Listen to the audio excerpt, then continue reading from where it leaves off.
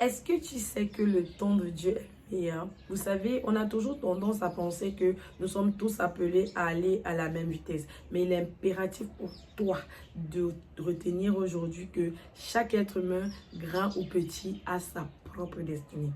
Je vais vous raconter une toute petite anecdote. C'est une histoire que j'ai personnellement vécue, une histoire qui m'a boosté tout au long de mon parcours académique, une histoire qui me motive aujourd'hui dans ma vie professionnelle. J'espère qu'en vous la racontant, elle pourra vous aider dans votre vie de tous les jours.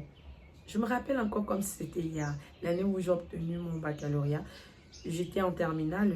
On avait un camarade de classe qui était plus âgé que nous. Il avait déjà présenté le concours pour l'obtention de son baccalauréat 3 fois de suite. Il avait raté. Il se retrouvait donc pour la 4e fois en terminale avec ses cadets. Vous imaginez la pression parce que ses camarades de classe avec lesquels il était entré au lycée étaient pour la plupart dans des grandes écoles de formation, dans des universités. Et lui, il se retrouvait à faire le bac pour la 4e fois. On se moquait beaucoup de lui au lycée. Je me rappelle encore. On lui avait même donné un nom, tome 3. Il subissait des pressions impardonnables. Un jour, je suis allée vers lui. Je lui ai demandé, bon voilà, on se moque tellement de toi dans ce lycée. Pourquoi tes parents ne te changent pas d'école? Pourquoi est-ce que tu ne... Ou alors, pourquoi tu ne changes même pas de filière ou alors de ville et aller ailleurs? Il m'a répondu, Brenda, pourquoi fuir ma destinée? Tu sais, le temps de Dieu sera meilleur dans ma vie.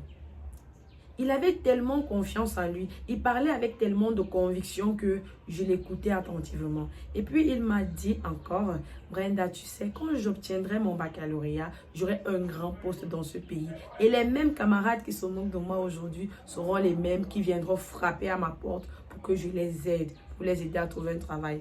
Sincèrement, j'ai souri et puis je suis rentrée retrouver ma bande d'amis.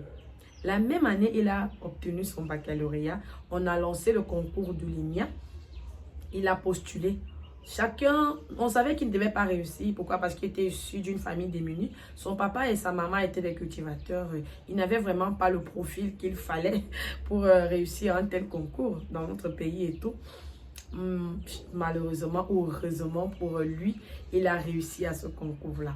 Et je vous assure que les mêmes camarades qui se moquaient de lui, qui l'appelaient Tom Croix, sont les mêmes aujourd'hui qui lui écrivent dans son UB, qui se rendent même dans son lieu de service pour lui remettre leur CV. Vous voyez à quel point le temps de Dieu a été favorable dans sa vie. Souvent, quand je vais abandonner dans ce que je fais, je me rappelle de lui et je continue de travailler dur. Pourquoi? Parce que le temps de Dieu sera favorable également dans ma vie. Comme il sera favorable dans ma vie, je sais qu'il sera également favorable dans ta vie. Travaille.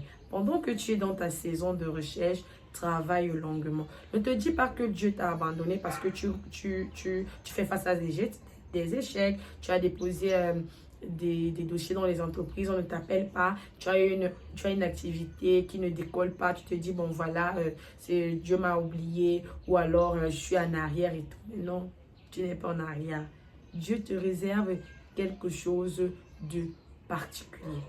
Je ne sais pas qui a besoin aujourd'hui d'entendre cette histoire, mais je voudrais que, après cette vidéo, que tu ne déprimes plus, que tu te relèves et que tu travailles.